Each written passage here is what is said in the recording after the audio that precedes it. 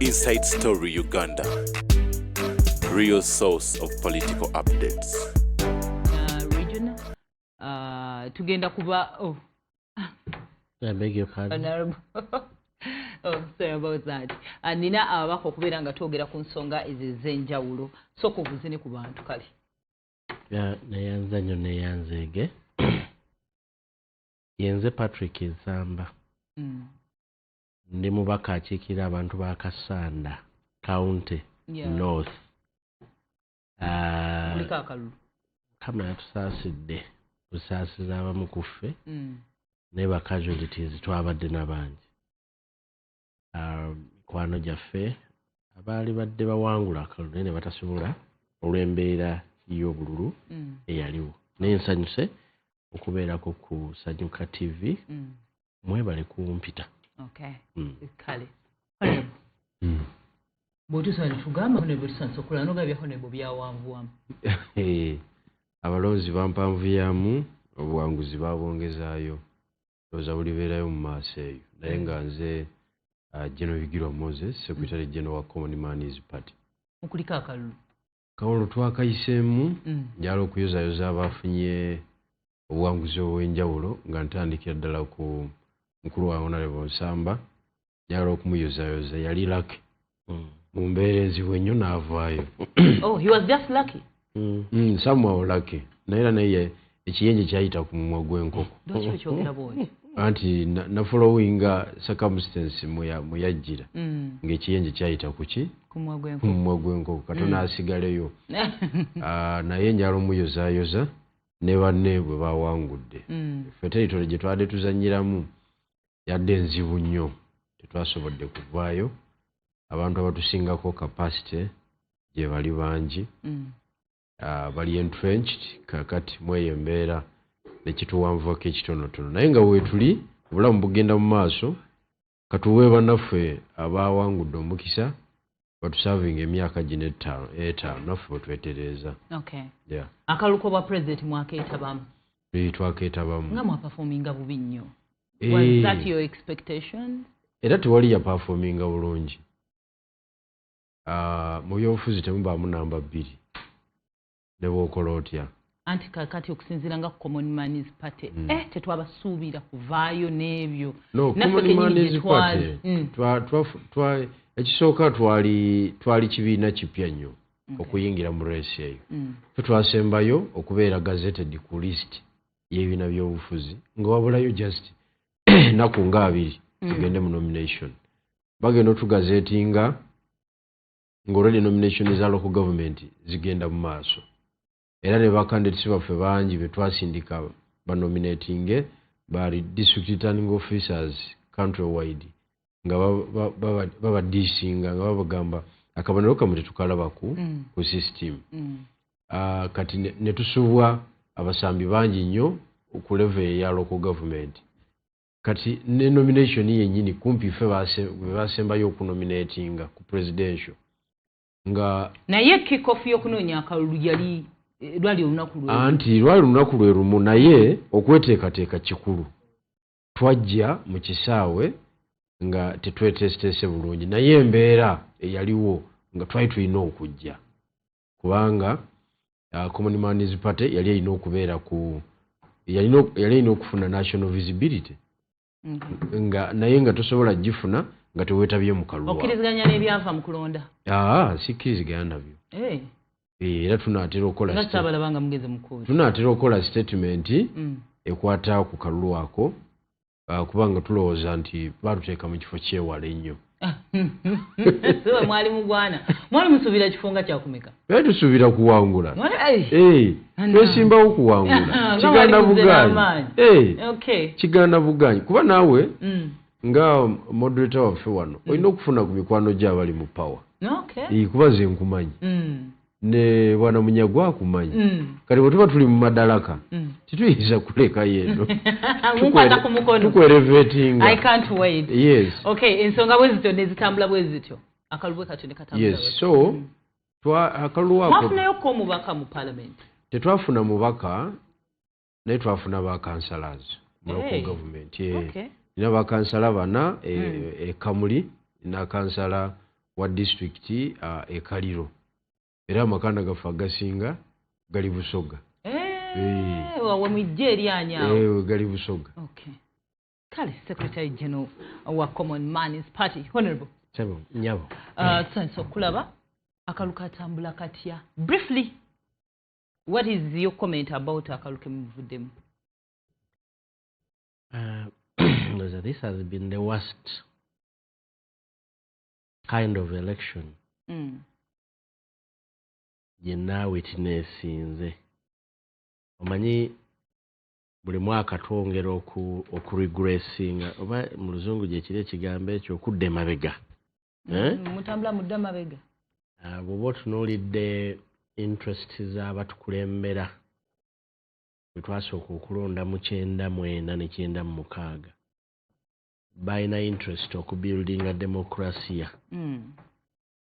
era nga olulimi olwogera lwonna buli institution eri mu kukolerera kuzimba demokrasi kubanga kyali kizuuliddwa nti ye system ya governance gye twali twetaaga okubuildinga eggwanga eryeyagaza eri bannayuganda naye buli lwe tutambula self interest zi defeatinga interest za democracy buli mwaka na witnessinga 2-1 2-5 2-11 2-16 2-21 naye buli mulundi ku scale tugenda buli mulundi tweyongera okugwa bwe tubanga ddala tuli serious ku nsonga ya demokrasiya kubanga kana akalulu twawitnessingiddemu ebintu bingi ebitali mu bya demokrasi twawitnessing kubanga mu demokrasiya muba muyina okuzimba enfuga ey'amateeka era akalulu kalina kutambulira ku mateeka kalina kutambula ng'abantu be baweereddwa omukisa ogusooka okusalawo ati buli lw'olabanga katambula ng'omuntu byayagala ne byalowooza n'ebiyina okuba tebiweereddwa nnyo mukisa buli lw'olabanga mutambula ng'ekyamateeka amateeka gateereddwa ebbali ng'ow'amaanyi yalya olabanga amateeka tegaweereddwa mukisa nga ali mu buyinza yakola kyayagala buli lw'olabanga amateeka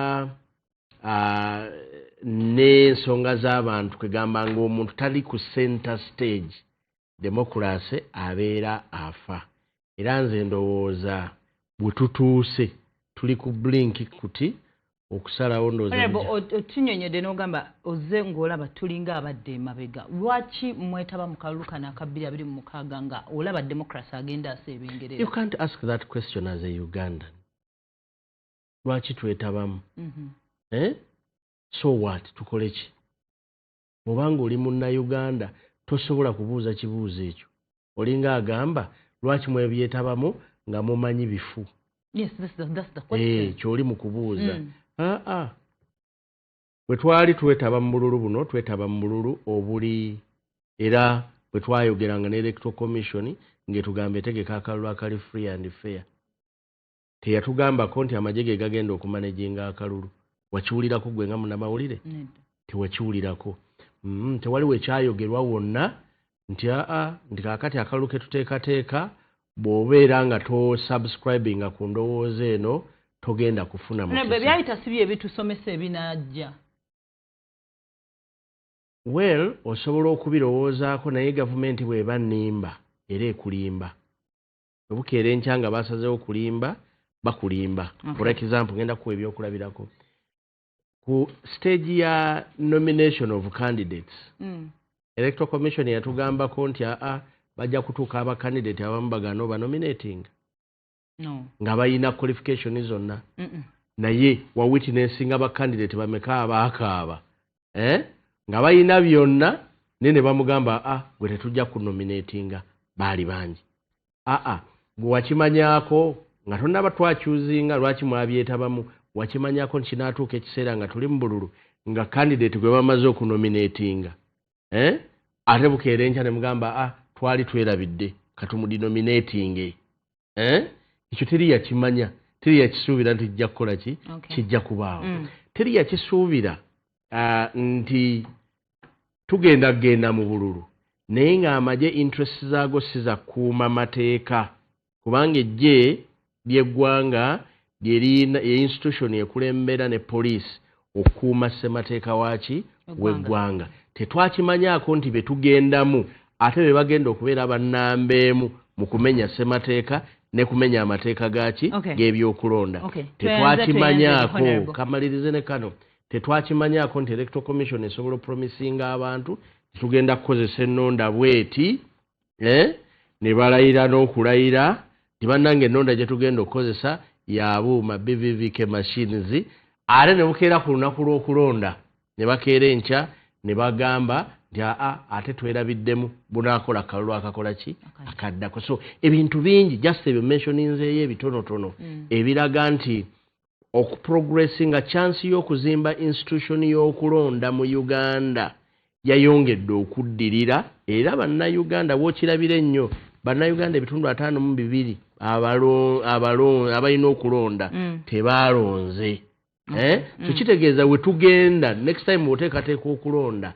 a very big margin tejja biwa nnyo ejjagamba ebintu tebiri serious era bayinza obutabi participatingamu tweyanzege kakati both of you muva ku ludda oluvuganya government ekibuuzo ekinene ekiri mu ggwanga ssaawa zino tulaba opposition nga bakola meetings oba meetinga President Museveni bw'obabuuza bagamba bakola dialogue instead of because ebbanga lizze nga tewali kivaayo so they're opting to sit down with the big man bateese ku bigende maaso mu ggwanga ensonga eyo gyogerako ki ensonga ya dialogue zenganze nga Bigirwa Moses sinaba kugiraba eri achievable sinaba kugiraba nti eri achievable because okudialoginga mu politics muteekwa okubanga muyina level kwe mutuuse mu kulwanagana wateekwa okuba waliwo okulwanagana sayidi eri neeno wateekwa okubanga waliwo okuwulira akazito buli omu kaawulidde mu munne kati olwaleero bw'oŋŋamba nti ogenda kudialoginga ne Gen. Museveni nga yafunye ababaka kumpi 4 plus kalulu akaakaggwa alina almost 95% mu local government ayina amagye yes gayitibwa gabana Uganda naye agalina 100% agacontrolinze police agicontrolinze 100% and other institutions family because the biggest threat for Gen. Museveni ate yasobola okusibuka mu family naye olabanga alina amapeesa ganyize agagicontrolling kakati gubonga nti ogenda kudialoginga naye ogenze naki kazito kikaawulidde olyoka oteese naye tosobola kuteesa na muntu nga bakuwa appointment osooka mulago mu covid genda okole covid ojje ne masiki ng'ogitaddeko ne covid certificate then olyoke omusemberere ate nga yatudde n'eri nga bwolaba kamera personero baffe bano gye bali ega ng'ogwoli eno eyo teba dialogue oba ogenze kwewaayo ogamba nti osarendalinze mu byobufuzi muteesa n'omuntu nga akuwuliddemu kwe kuteesa ku ebyobufuzi mbadde ndaba wano obuwulire obuyitawaawo ku TV yaffe Iran yasindise delegation yaayo ey'ebyokwerinda Oman bagende bateese n'Amerika akazito weekali Iran agamba nkukuba Amerika agamba nkukuba nti kubona tewaliwo yatulisiza twiga naye akazito okalaba nti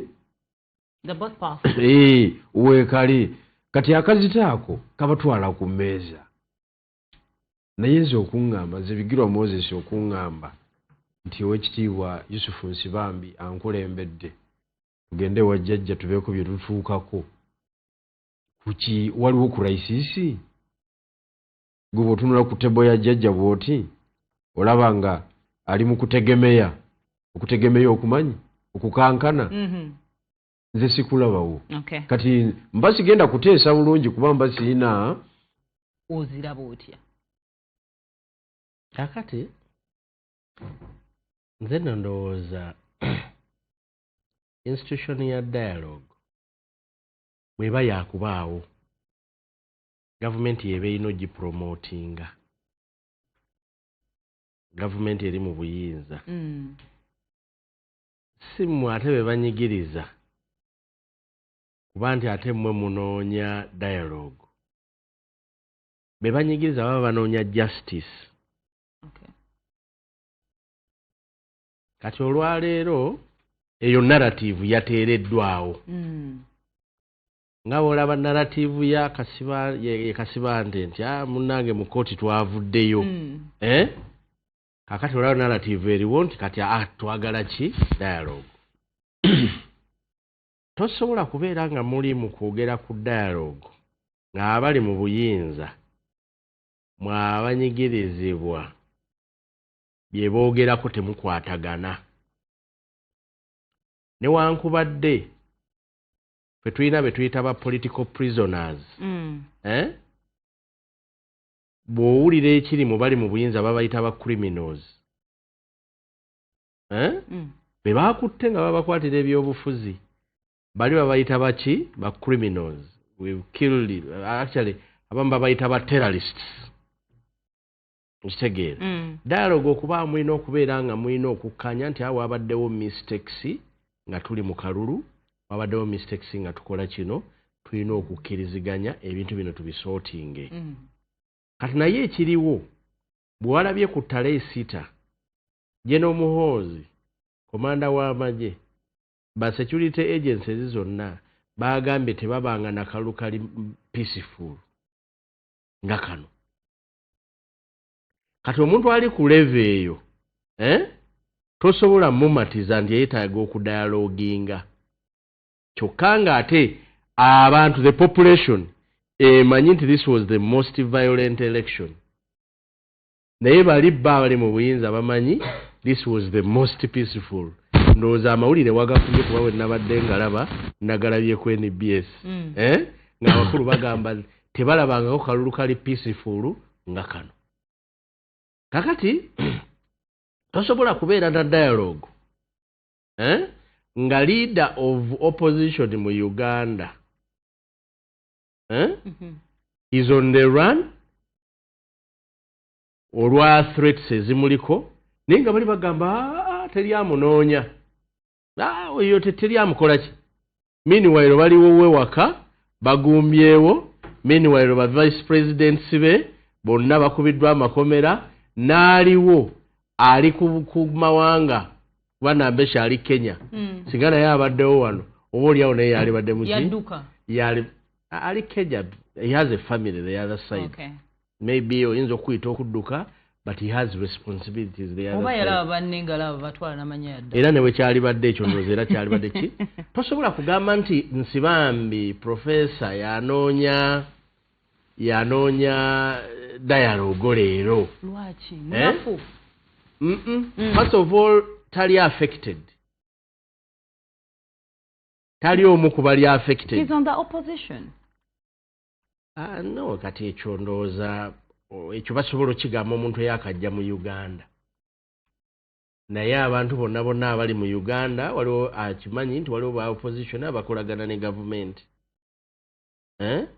so issue opposition si nsonga nnyo ogamba nti omuntu ono tali bumweni alemu so kitegeeza opposition ekyebuuzibwa bwe boogera ku arbitrary arrests is it a problem to Nsibambi is it a problem to Sebaggala benalabyeyo abo be bali affected honorable under the circumstances honorable olunaku olweggulo twabadde wano ne honorable Sebaggala n'akyogera lunye nti ali ku opposition but independent naye abantu bano some of the reasons bagamba lwaki ba dialoginga kutaba political prisoners like nga naye bw'oyogedde bo tebalumirirwa bannayuganda kyoyagala okugamba tebibakwatako be bakwata si bawagizi baabwe bwe tuba nga twogera nze kye bakola whatever they are doing dialogue is very good.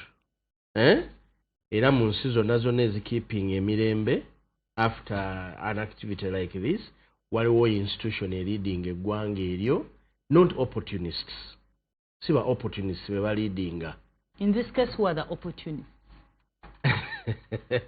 Kubanga anti nze mbadde nkunnyonnyola wadde ngamba nti waliwo abali affected. Bwe wali badde onoonya abantu b'oku dialoginga nabo nga bwe nagambye nti gavumenti ye leadinga kino.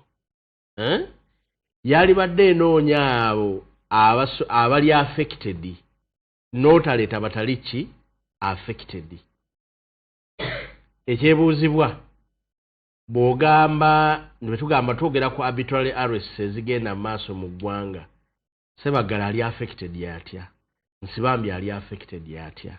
Wawulidde nga agamba nti nayo namba y'abantu bange bwe bati ne bwe bati FDC oba mu constituency yange be baasibye bendi mu kulwanirira, oba Ssebaggala ababe baali concerned nabo. Sitwagala ogambe nti ndi mu kufa ku baana ba muliraanwa. Abange oli affected. Bwe twogera ku violence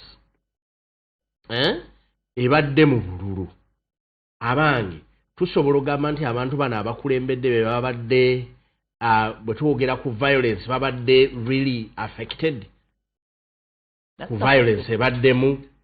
Kakati olwaleero bwe wali badde oyagala anything to do with dialogue, wali badde tosiba Lina Zedriga, wali badde towamba Lina Zedriga if that was your intention. Olwaleero Lina Zedriga wali badde omwengeginga. This is the time twalabye Intelligence Council bwebanga institution gye twesize okulaba nga tuzimbirako dialogue. Waliwo kino ekyafuuka ekyokulyamu ssente bakiyita batya? Human Rights Commission. There is this political organization yabagebera ssente z'ebibiina bagiyita batya? iPod. Walirabye ng'olwaleero iPod eri mu kwengeginga serious meetings ezikolebwa with the leader of opposition. Kuba waali meetings ezaali badde zikolebwa ne Secretary General w'ekibiina ekyabadde mostly affected. Kakati then ebibiina ebirala n'obigattako other political parties kuba babeera ba stakeholders. But you begin with those that are most affected. Kati olwalo bw'obanga engeginga Intelligence Council nga wagireeta even before elections n'ogigamba engeginga political parties zino yali badde most active kati. Era ng'enoonya David Luis Rubongo wali badde olwaleero to deployinga wa Kyagulanyi if you want the dialogue. Olwaleero wali badde okoze stakeholders abasobola okwengeginga ne Kyagulanyi if that is your interest. Naye nze nkugambe they are just building a narrative. Naye honorable kangiremu katini yao. Reasoning yo golaga nti goodwill yali badde ku government. Eno initiative yatandikiddwawo General Yoweri Museveni oba tiimu ye. Yatandikiddwawo abantu be tubadde nabo mu trenches.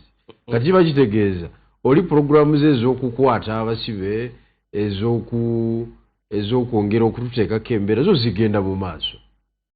Bana abateesa bo bali kuki? Enti kakati bano bijirwa tebazitowa kimala oli kumujja ku byaliko.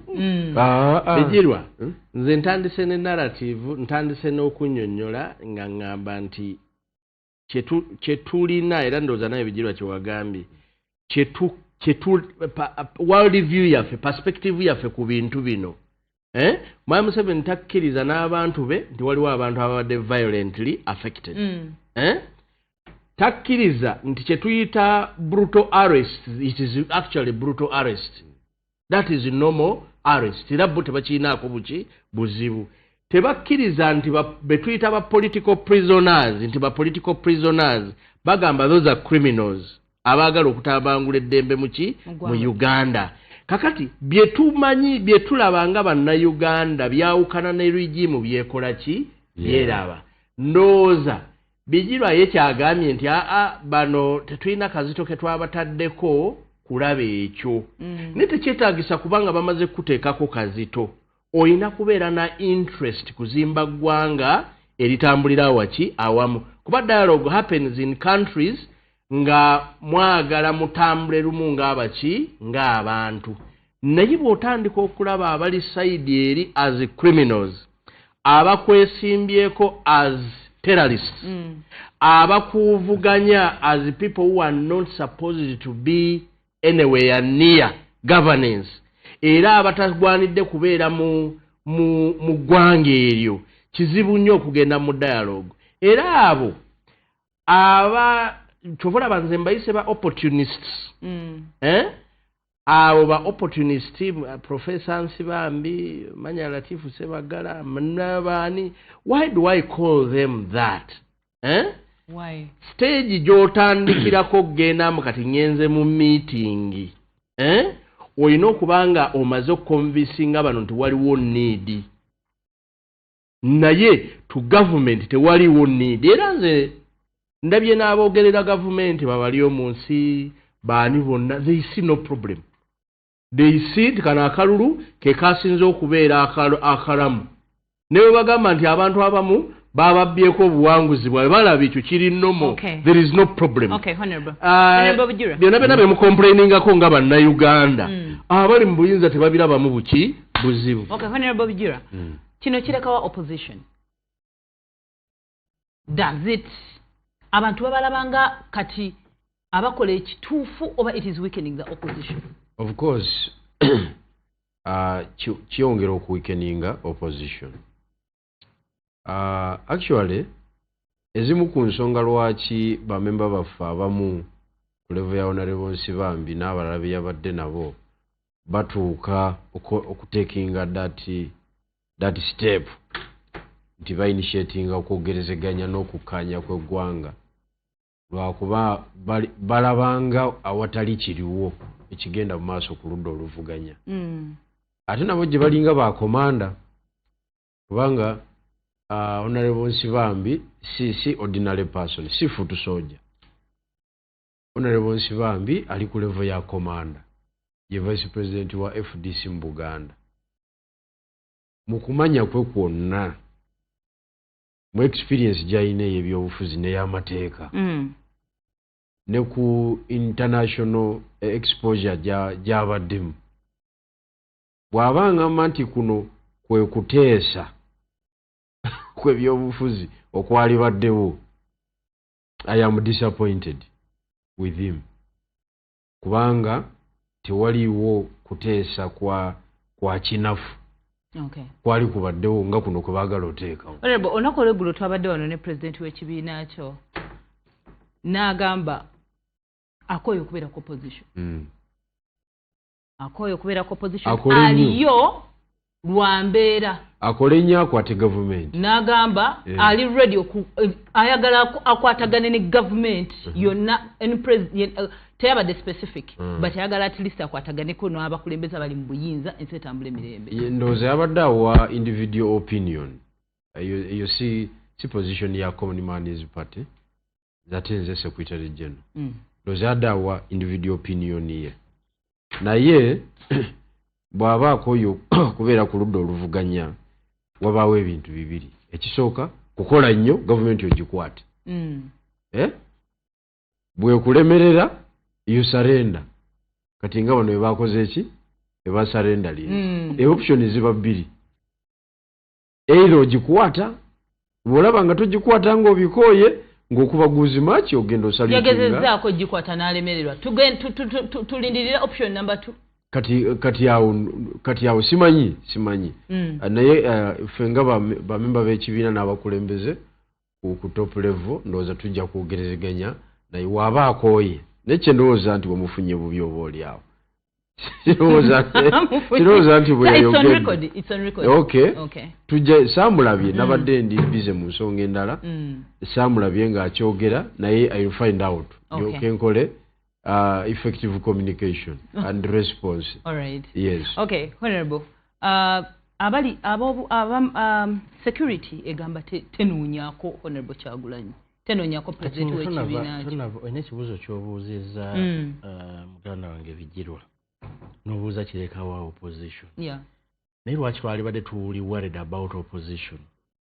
lwaki tuli worried about our country kibuzo ekituufu kyali badde kino kirekawo eggwanga lyaffe nga bannayuganda ekyokubeera nga opposition ekwatagana ne gavumenti eri mu buyinza ng'ebiriwo mu politics wa Uganda n'abantu kubanga nnyonnyonde dialogue bwe yalikoze ki bwe yali badde kakati bw'olaba nga aba-opportunists ate be bakulembedde ekyo kirekawa eggwanga lyaffe.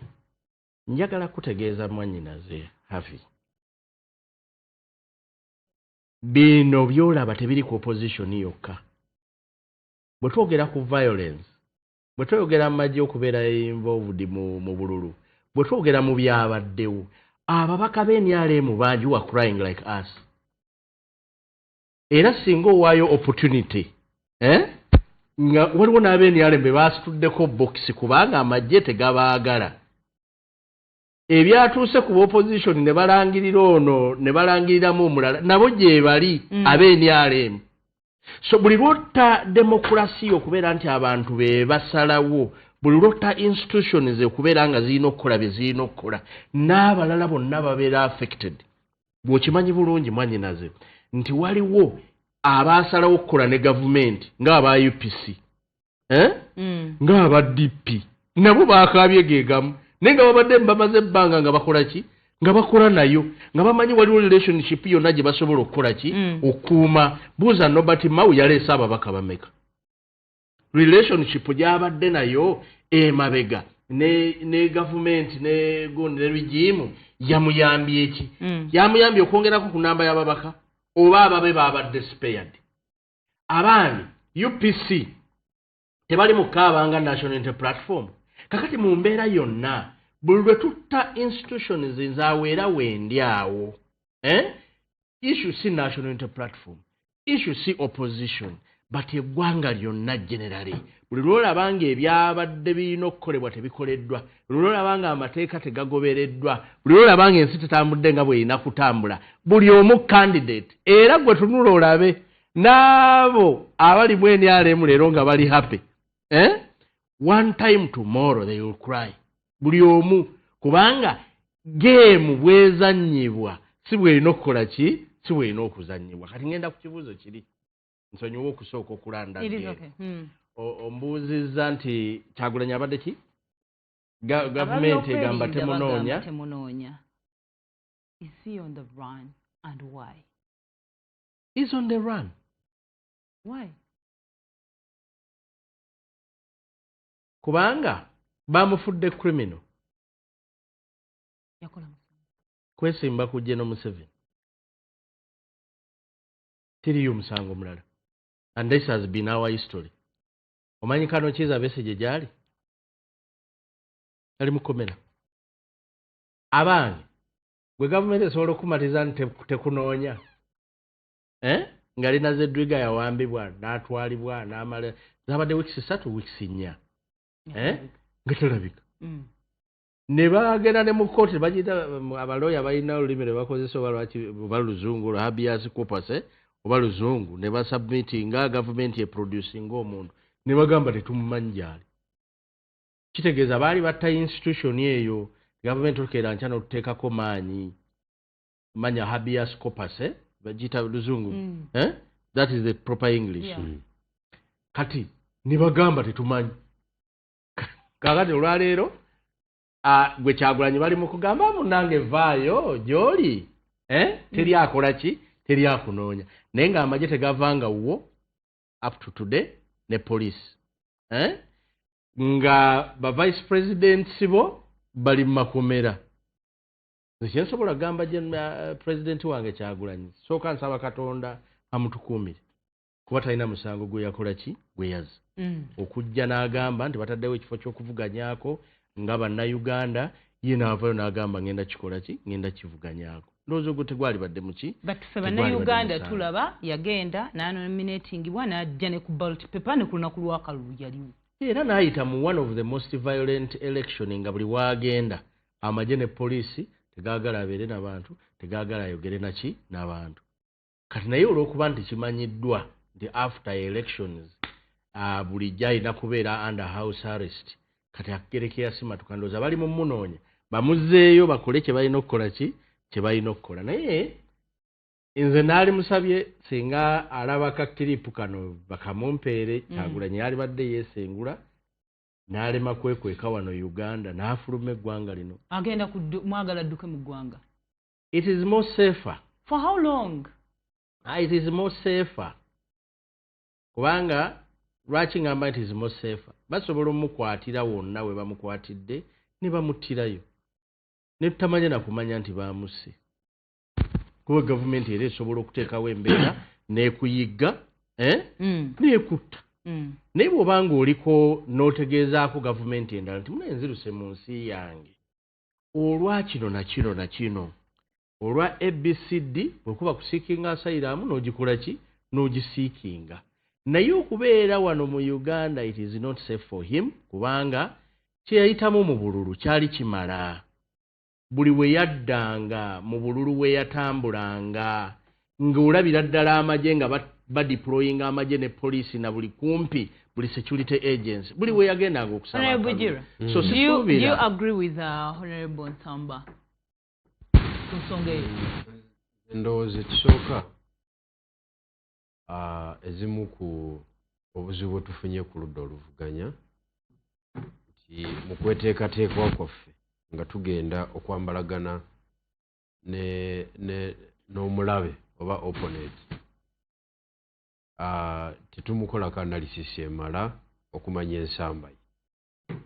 The fact is ensamba ya General Museveni yangwala yonna asamba akawoowo n'asamba n'engwala ali amorphous bw'ogize bwakukola ki bwakwandolinga kati NUP yateekawo puroguramu eyakanga omusajja naye ze mu ndowooza yange nali ndowooza nti Honorable Nsamba bano beeteesiteese ekimala bazimbye kapasite ne balyoka bakola ki bateekawo puroguramu eyo ey'okunoonya akalulu tiimu abantu bebalina okukanoonya okakutusuula mu bokisi abantu bakijeemera abantu kyebalonda ekyokukakuuma abantu bagezaako neera nekirema tekakumibwa bulungi ekyokukabanja kati mu bintu ebyo ebina yejja yabikingamu kyakukabanja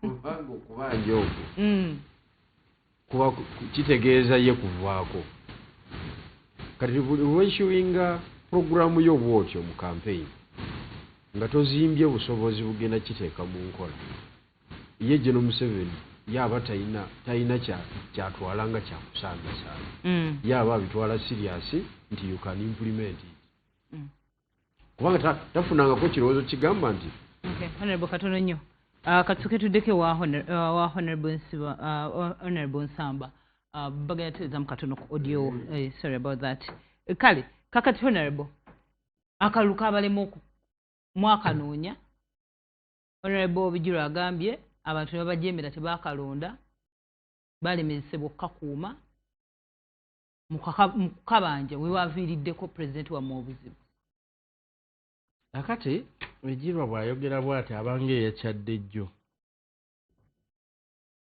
mu 2021 ekyasibisa Kyagulanyi mu nnyumba ye ekyamukwasisa okubeera violently ku nomination day ekyamuyisisa obubi mu 2021 waliwo sirogani y'akabanje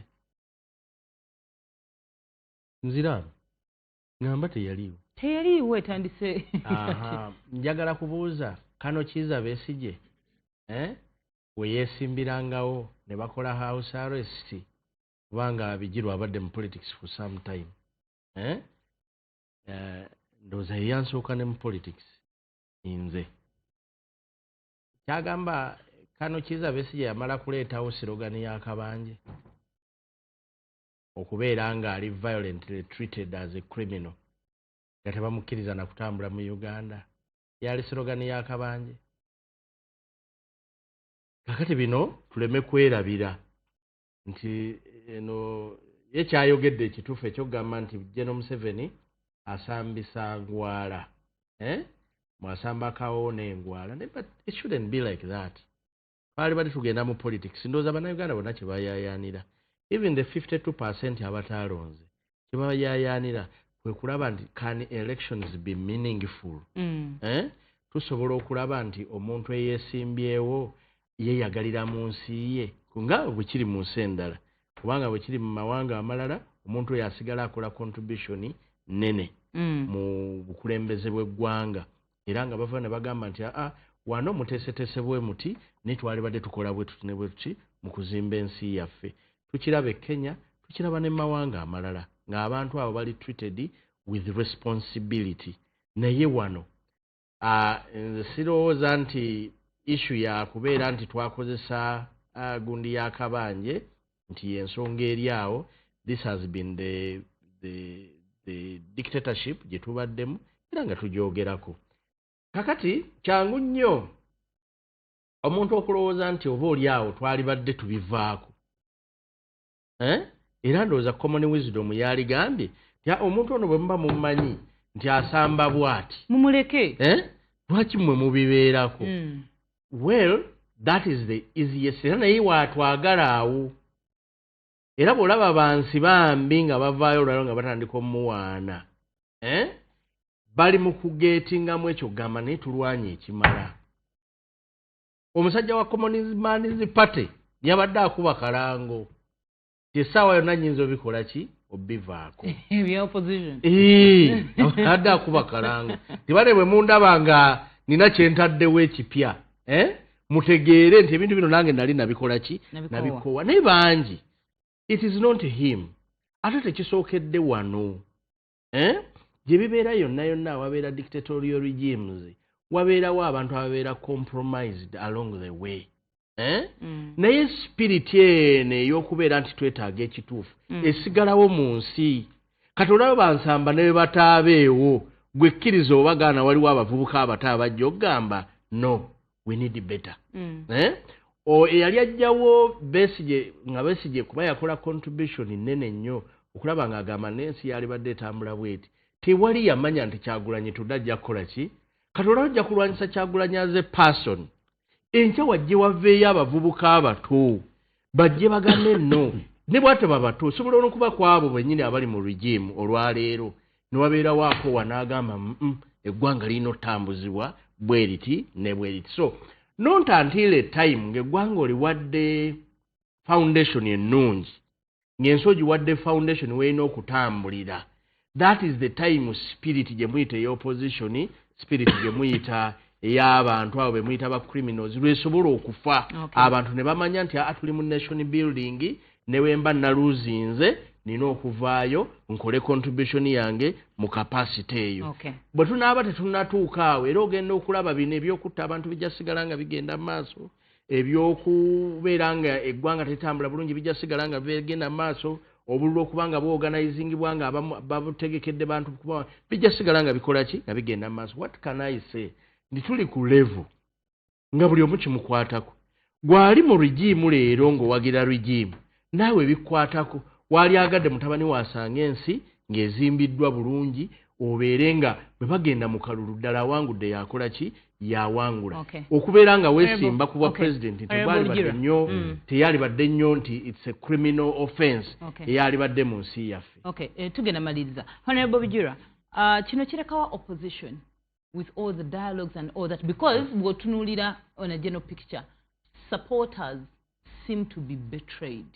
Do you think they are betrayed? Era kirekawa opposition. Ekyo nga sina kituukako oncekinzemu awo nga mbadde maliriza point yange ate onalaba n'agiriyakitingako ng'eri mu makkati. References ze tuyiseemu oba experiences ze tuyiseemu mu bululu obubaddewo at least bwe mpaticipatinzemu bwa mirundi ena kano kadde kakutaano okuva 21 mpaka 2026 mbadde mulonzi ate mbadde nzanyira ku front.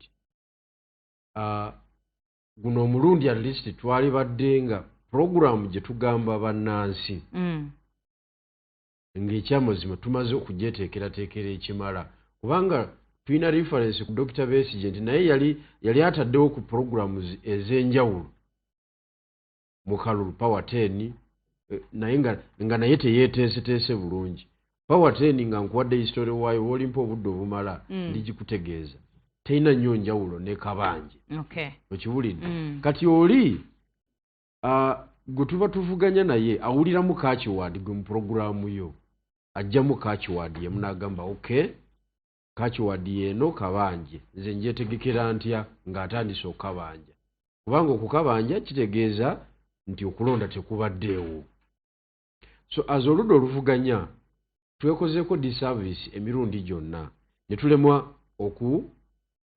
okuyigira mu bye tuyiseemu tukole ebipya ebisobola okwanganga omusajja ekyo kikyatulemye okukola siina gwe njagala kunenya yenna kubanga nange ndi musambi mu kisaawe naye otuuka ekiseera nga abakusingako obuvunaanyizibwa mu ludda oluvuganya ng'ate waliwo ebikoleddwa by'olaba nga tebibatwala mu maaso kati ekintwala ku question gy'obuuziza tikirekawa oludda oluvuganya kati oludda oluvuganya era onale bonsamba akkirize tulwogereko ng'oludda oluvuganya yayagala twogere ku Uganda kati Uganda gy'oyagala okutwogereko olinga asiga ekifaanyi tuli Germany oba Norway mu nsi ezazimba demokrasiya n'akola ki n'anywera fe ebyaffe ebyawano tukyali mu principle gye bayita this is Africa TIA okay tukyali mu byakyana kito akikutte aba akikutte regardless of the circumstance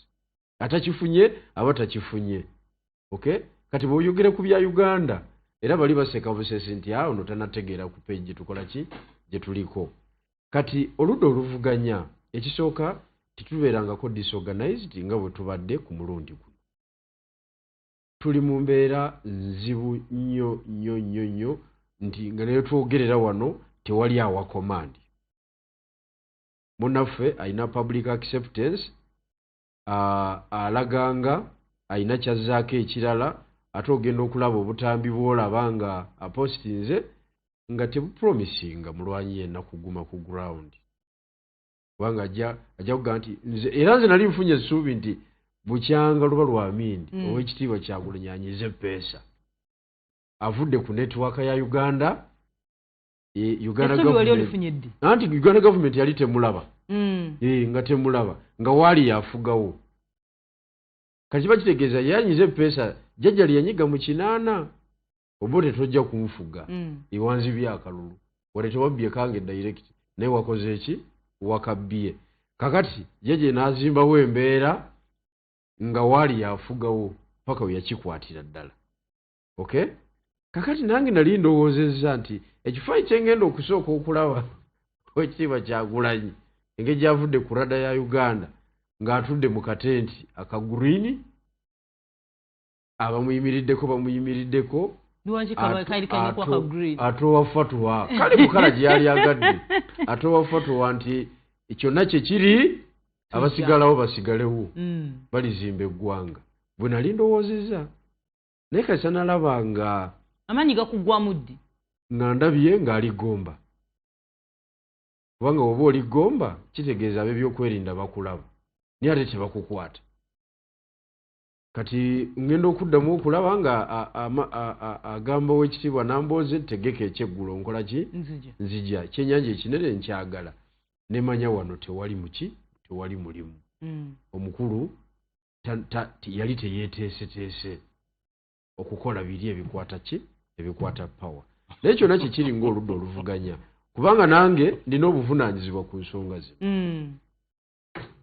oba twagala oba tetwagala twetaaga okuddamu okutuula kubanga tonadda wa honorable kuba omuwadde obudde obuli sufficient kuba kati tutandise okufuna ebizibu bamemba bannaffe abalwanyi beewa obuvunaanyizibwa awatali abo batumye ne bagenda okuteesa n'omusajja tutaddewo embeera ya dialogue ekyo kiva mu bunafu obuli eno mu twenkyezi zaffe gye tuli nti waliwo abaweddemu essuubi ate nga ensonga etambuza olutalo mu nsi yonna it is hope kasi abantu bafuuka hopeless abalwanyi bafuuka hopeless olutalo nga lukoze eki nga lukomyawo so twatuuka tutya mu mbeera eno twatuuka mu mbeera eno it is a question era eya leadership oba command mu ludda oluki oluvuganya. Okay. Command eyina notices ezibulamu oba ezikozesa ki ezikola intentionally okusuppressing oludda oluvuganya. Ne tubeerawo nga ogutundutundu gw'abalwanyi gwasituse ne gugenda ne gugamba nti guteesa wabeerawo dialogue ne mu mbeera gy'olaba nga tewaliwo kyakuteesaako. Okay, thank you. Honorable Boba ovuddemu akaseko. Anti eggwanga lyaffe lino lirina batuyita ba regime apologists. They will do anything to blame gwe bakozeko injustice. Tigwe omusajja obadde tomulaba nga tolina muddamu. Omusajja amaze okukuba engumi. Mu kifo eyali badde kwegamba nkigeraageranya n'omuntu gwe wali badde osuubiramu justice. Bamaze okuteeka wansi omusajja akulinnyeeko bbuutu ono eyali badde akutaasa atajja n'agamba gwe lwaki omusajja obadde omuddamu obadde tomulaba nga munene nnyo nga tojja musobola. Kakati be baligima apologists babeerawo, they will always shift the blame. Si kubanga olwaleero bijirwa gwe mmanyi gwe nalimpa ekitiibwa yali badde olwaleero akola assessment zonna nti ebintu byonna bye batambudde byatambulidde ku nga game bwenotambula. Nti bwe tuba nti twatambulidde ku mateeka ameka agamenyeddwa ani yagamenye. Abange bw'otandika okunenya Kyagulanyi leero nti Kyagulanyi teyakomandinze. Nze mkoze ne Kyagulanyi for a long time. I remember one of the things ebyampushing okukola naye kwe kugamba nti military violence is not the solution to our politics. Peaceful politics, peaceful transition nga tukola n'amaanyi g'abantu is the solution. Ayinza okuba nga tannaakiivinga ekyo kyalowooza era kyakkiririzaamu. Kati bano bali mu mugamba lwaki tewavuddeyo n'okomandinga abantu abange. Bwemba mwayawukana ne Kyagulanyi nga mugamba talina puroguramu ebatuusa ku gye mwagala kgenda. Olwali twali badde twogera bijirwa mwali badde mwogera puroguramu ya Communist Party, Common Man's Party eri ki eyakoze era yakoze impact ki. Tosobola kukeera nkyanga naawe obadde player nga Kyagulanyi n'otandika okunenya Kyagulanyi mute yakomandinze. Kyogamba gwe bw'okomandinga bannayuganda tebakuwulira bwe nga kye baagala. Kakati nze mbayita ba regime apologists era buli lwensanga omuntu ku set nga ashiftinze tuli under injustice. Akalu kakonductingiddwa under injustice. Abantu bonna abasinga bali mu bulumi. Nze njustifying ensonga yange lwaki soogera ku opposition nkugambye I have talked to members b'NRM. Manya abakaaba olwa injustice. Nenkugamba n'abo abakolagana ne regime nabo mbamanyi bakaaba olwa injustice. Meaning injustice cuts across. Teri ku opposition yokka. It goes across to everyone. Era neŋŋamba nti obuvunaanyizibwa bwaffe kwali badde ku building institutions yavudde yakugambye ebyo byonna byonna Kyagulanyi yali badde abitukola ki abitutuusaako according to him. Naye nga Kyagulanyi amulabye nga n'okuba campaign wabadde atambulira nga ne waasula bamugaana n'omugamba nti togenda mu hoteeri bweti ne bweti. Kakati obeera muntu ddala ddala ng'oyagala ensi yo okushiftinga blame ogize kubeera nti ate tulina free and fair field. Bwe tulina okuzanyira politics. Olwaleero shifting blame ogize ku Kyagulanyi.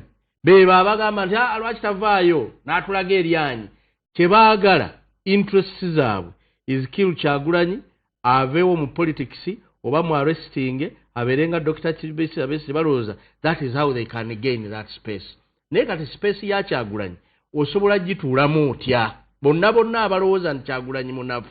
Space ya Kyagulanyi ogituulamu ng'otandika okubeera nga okola biggest number ng'oyogerera bannayuganda abanyigirizibwa kuba voice ye weeva. Tosobola kuba olwaliro ng'oli mu kwogerera regime enyigiriza nga gwe gy'olowooza ye talina buzibu ng'onafu yaaba abanyigirizibwa. Kitegeeza space ya Kyagulanyi tosobola gituulamu.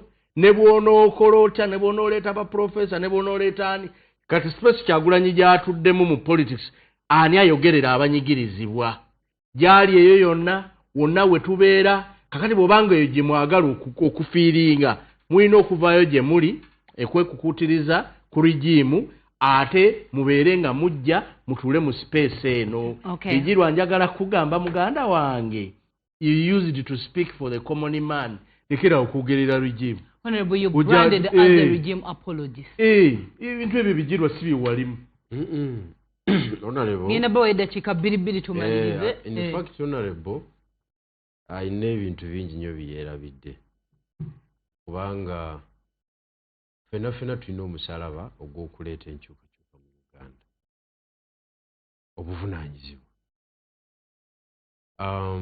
But abantu bakuwanvuyaako buwanvuya aga ono tumubanja kino ono tumubanja kino olwo babanja ebinene olwo babanja ebitono mbeera efaanagana bwetyo. Kati nze njogeza experience kubanga ekisaawe nkibaddemu emyaka 26 ebintu byonna bibaddewo nga mbiraba. Sikisiri ku levu etakola kintu kituufu. Bwe ntunuulira engeri campaign message ebaddewo bannaffe gye bayingira nayo mu field. Togere ku yiyo eyammwe ebadde ki? Eyaffe ebadde ya issues. Kati tugere ku Uganda ne batulaga they are not ready for to hear from issues. Toke ku yammwe yakoze because you can't avoid talking about NUP. You can't avoid talking about NUP ekutobuyinza. Era nga bwe tukwogera ku General Yoweri Kaguta Museveni. Because ffenna tuli mu public affairs. Okay? NUP tosobola jijja mu banaayogerwako. Era naffe tukkirizibwa okwogerwako. Okitegedde?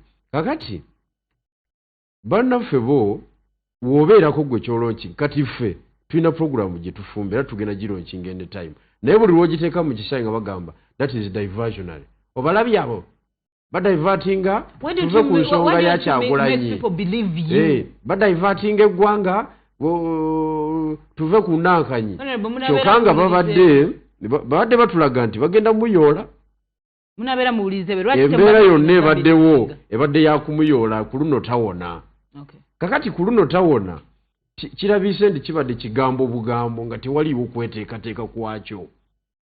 Nze njogera ku kweteekateeka because nze ebigambo mbibaddemu naliwo mu kuzimba power 10 nendaba Dr. Besigye engeri gya gimisuzingamu nefa. I was with General Sejjusa kintu kyali kyaffe nendaba bwe kyafa mu 2006 waliwo ekyafa ekyali kizimbiddwa mu 2011 it was the same case. Kati nze njogeza bulumi n'okusinga Honorable. Kati ye abaalowooza busirumiriddwa ow'ekitiibwa Kyagulanyi si kyagala gezesa bugezesa. Bijirwa nze buli lw'ovaayo n'otandika okudifendinga mwami Museveni. Sinaba kudifendinga mwami Museveni wano. No kubanga tekatika nkubulire kino Bijirwa teri yajja kuzannya politics mu Uganda. Na politics oyo n'abeera successful nga gwe okozesa mateeka nga bali bakozesa mundu. Nobody. Anti kakati nekyo kyoleeta manya kyopulani nga kyoleeta ng'olwaleero ogamba mwami Museveni ye w'amaanyi bwanyi regimu ye y'amaanyi nebyoleeta biba tebiina mugasa. Anti nze nokola analysis opponent mwagala kwonoona budde bw'abantu. Sikyagala kusaaga busaazi. Tulina okulwanira ekintu kimu. Sikyagala kusaaga busaazi. Nina okola analysis nti opponent munafu w'amaanyi ekintu kimu abamma nemanya wa wayimiridde. Kuba politics asobola okubaawo ng'ebibiina nga Common Man's Party basobola okuvaayo n'agenda ne bagiguza abantu ne bagamba mulundi guno agenda entuufu abagiina be baki be bano naye tebisobola kubaawo under this regime. Anti kakati lindako kati mwannyinaze omubaka alina ensonga zanteredde ku mmeeza kanzigyewemu kituufu kanzigyewemu. Njagala okutegeeza Honorable nze soogerera ku poyinti etali ya bumanyi. Omukulu mumanyi tasobola kuwa democracy, tasobola kuwa rule of law. Okiwulidde? Kakati ate Honorable ayagala General Museveni amuwe rule of law, amuwe democracy w'ekimemete, nze ebyo mbimanyi General Museveni is not a democrat kati bwe mba mpulaninga okumwenganga nina okupulaninga nga nfumbye ekintu nga kimalayo ofumbye eki sijja kyogera wano kale eminiti esembayo venerable ngenda giwaggwe abakulembeze bammwe nga tebaliiwo nga mulina okulonda leader of opposition mulina okweteekerateekera oyingira parliament omulundi ogw'ekumi mugenda kikola mutya kimu abakulembeze baffe we bali Muwanga Kivumbi bwe tuba tumu access nze for any contribution ekitale gyali tujja genda tumwebuuzeeko Jolly Jacqueline mukomera gyali era basobola okukola contribution zaabwe kuba balamu ukitegeera challenge ejja kubeera ku president okubeera nti is at large at the moment ate tumuwuliza that's the bigger challenge ekola ki eriwo naye atambula bulungi mu kibiina ekyo ndowooza era tujja kuzimba n'abakulembeze abaliwo leader of opposition waali secretary general waali n'abalala era tujja kuzimba n'ekyo ekinaakola ki abanaabaawo kyensuubira nti we shall come up with a strong team ejja okusigala ng'omulamwa gwaffe si kubeera nti tukolerera okujoyininga regime wabula okulaba nga tukolerera okulaba nga tufuna justice mu Uganda tulaba okulaba nga tukolerera okubuildinga institutions eziri strong mu ggwanga nga tukolerera okulaba nga tuzimba eggwanga eryeyagaza tusobola okuba nga twalemereddwa kituukako kati babijirwa kati batandise to writing off but we are still a strong team ekyasobola okubeera nga eyogerera oludda olunyigirizibwa olusingako bannayuganda tweyanzege neyanza nnyo honorable Bujura neyanza nnyo honorable Nsamba mwe bali kujja olunaku olwaleero okubeera nga mutangaza ku nsonga ezimu siibula bannesiibula tugende mbadde nkusiibulidde siibula kale tunaddamu